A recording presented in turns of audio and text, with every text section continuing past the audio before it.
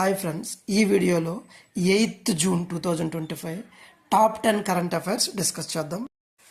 First question, సరిహద్దు సాంకేతికతలపై UNCTAD మతలబ్ United Nations Conference and Trade and Development విడుదల చేసిన గ్లోబల్ రెడీనెస్ ఇండెక్స్లో భారత స్థానం ఎంత? Option B 36.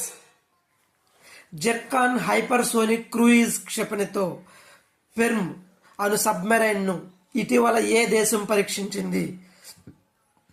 Option B Russia.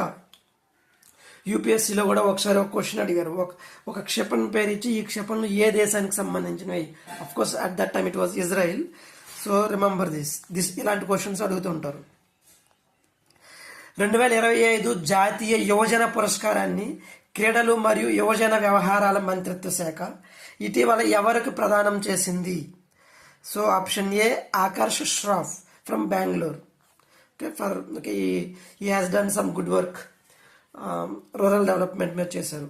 Next, భారతదేశం మరియు శ్రీలంక మధ్య ద్వైపాక్షిక సంబంధాలను బలోపేతం చేసినందుకు శ్రీలంక అత్యున్నత పౌర పురస్కారం మిత్ర విభూషణతో ఎవరు సత్కరింపబడ్డారు?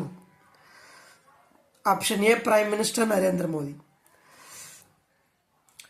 భవానీ జిల్లాలోని ఏ హరప్పా స్థలాలను హర్యానా ప్రభుత్వం రక్షిత పురావస్తు స్మారకాలుగా ప్రకటించింది?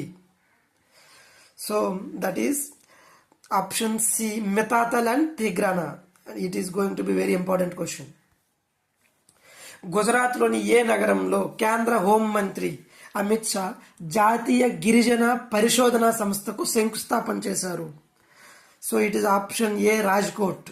నెక్స్ట్, భారతదేశంలో ఉపగ్రహాల తయారీకి పారస్ డిఫెన్స్ స్పేస్ టెక్నాలజీస్తో ఏ దేశం భాగస్వామ్యం చేసింది?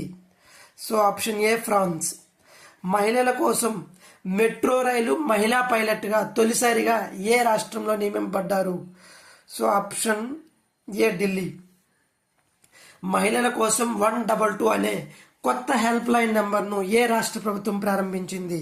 So option it is Uttar Pradesh. Next, Gruhalakshmi పథకం కింద ₹2,000 నెలవారీ సహాయాన్ని ప్రారంభించిన ముఖ్యమంత్రి ఎవరు? So that is from Karnataka chief minister Siddaramaiah. Okay, జై హింద్.